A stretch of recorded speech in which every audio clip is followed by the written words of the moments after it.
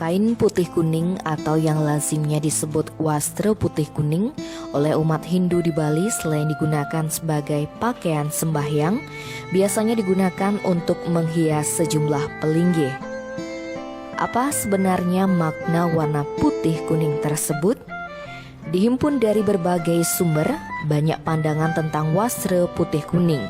Ada yang mengatakan warna putih merupakan simbol kesucian yang bersumber dari ajaran Siwa, sedangkan warna kuning merupakan simbol kebijaksanaan yang bersumber dari ajaran Buddha.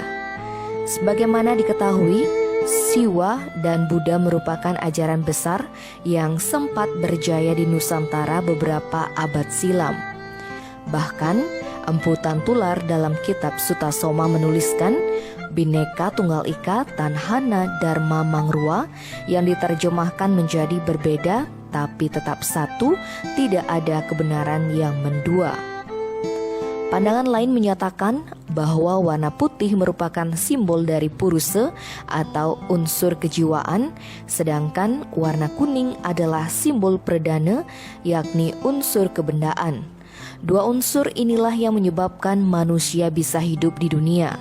Tanpa salah satunya, manusia dan makhluk hidup lainnya tak akan bisa hidup di dunia. Oleh karena itu, ketika keduanya bertemu, maka terciptalah kehidupan di dunia. Jika dikaitkan lebih jauh, warna putih dan kuning juga dimiliki oleh janur yang notabene merupakan salah satu bahan pembuatan upakara di Bali. Misalnya dalam pembuatan canang, umumnya membutuhkan janur sebagai salah satu bahannya. Bila diperhatikan, janur ternyata terdiri dari warna putih dan kuning. Adapun warna hijau di pinggiran daun biasanya disingkirkan saat proses pembuatan canang. Warna putih dan kuning juga ditemukan dalam segehan.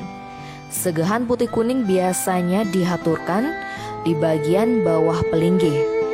Bahkan tarian tertentu seperti rejang, penarinya diwajibkan menggunakan wastra putih kuning.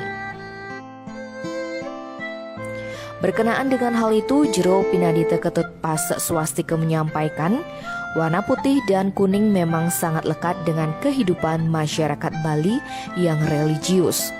Wastra putih kuning memang digunakan untuk menghias beberapa pelinggih di sanggah pekomelan atau di pura. Wastra putih kuning biasanya dipasang pada palinggih-palinggih kecuali taksu yang biasanya menggunakan warna merah atau penunggun karang dengan warna poleng. Secara filosofi, dikatakannya memang banyak pandangan sebagai bentuk pemaknaan kain putih dan kuning.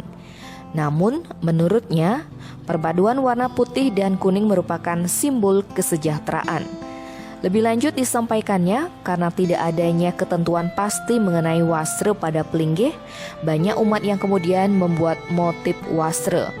Hal itu tentunya tidak dapat dilarang. Namun demikian, dikatakan Pinadita Pase Swastika, hendaknya wastra tersebut tetap mencerminkan nilai-nilai kesucian dan kebijaksanaan sehingga tidak melenceng dari filosofinya.